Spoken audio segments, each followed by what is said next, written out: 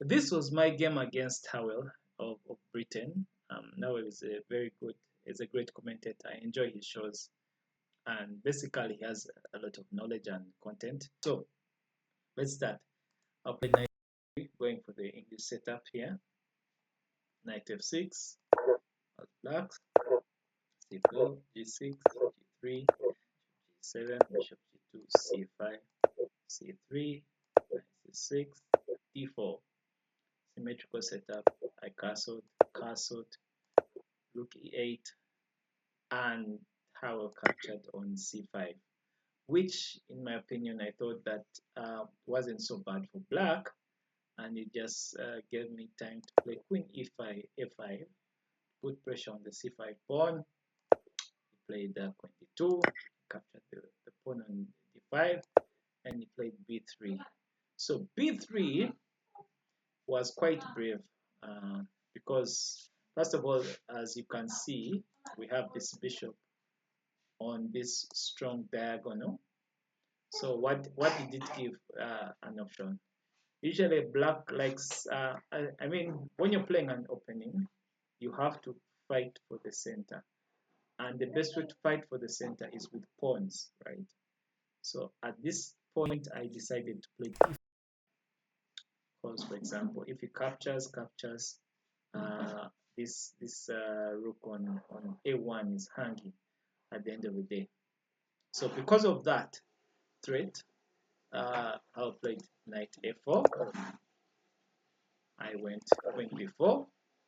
I wanted to exchange because, first of all, black has fully almost completed his development and is ready to go for the endgame because of this activity of his pieces and the fact that he has even opened for his other bishop.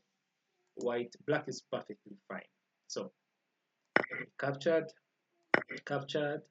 then knight d2, black went back, rook sc1, finally getting out of this deadly diagonal and defending this pawn over here.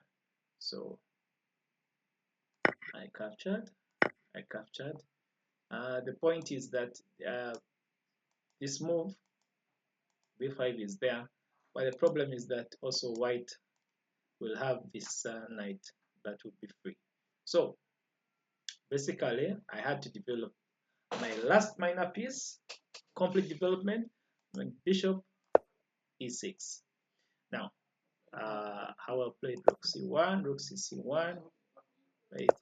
Bishop d5, then knight c5, putting pressure on b7 pawn.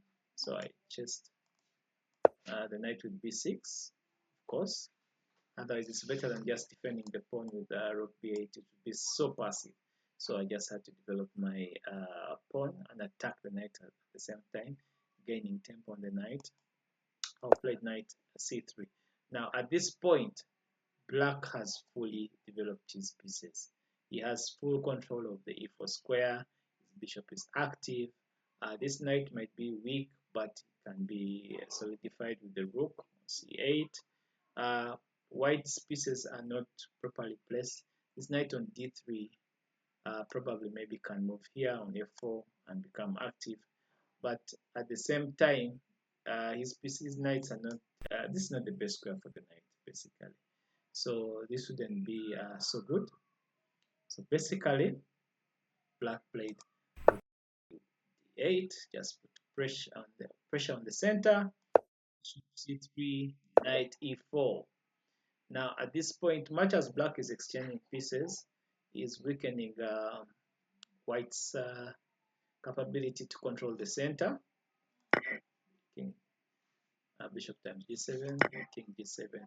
And this is the point you have to know, that much as that you may be exchanging pieces, it is easier to play the black side. So it is very good to get into such kind of positions where playing black is not so badly off. So Howell played rook c2, which I thought was actually quite passive. So the problem with this knight, much as it looks beautiful, is that it blocks this bishop here. So I went knight f6, fcc1, And much as it looks strong, putting pressure on this weak knight as earlier stated, it gives black some time to play a move just to get bank on this weakness. Here on f3, here in this case, white did not even expect maybe to exchange this bishop. Usually players don't like giving out their bishops because they are at the end they are going to be powerful. But at this point it was prudent enough to exchange the bishop and followed by the strong knight d4. So what does this threaten? So for example, if let's say white goes to move like rook c7, black will just capture. Then when he captures, white loses a piece. So he played rook c3, which looked like a very, very normal and okay move. However, this move had a weakness because I played the strong e5 and there was no response to this e5 move because this move now wins a piece by force.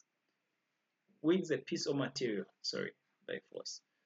Example, let me give you an example. So if white plays bishop g2, black has a simple knight check.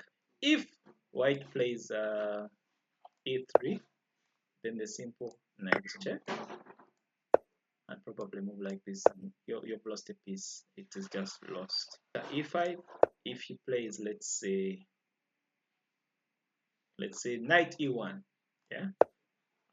Black just had the simple e4, bishop g2, knight times e2. This juncture, it was a decisive move, and my opponent resigned at this point.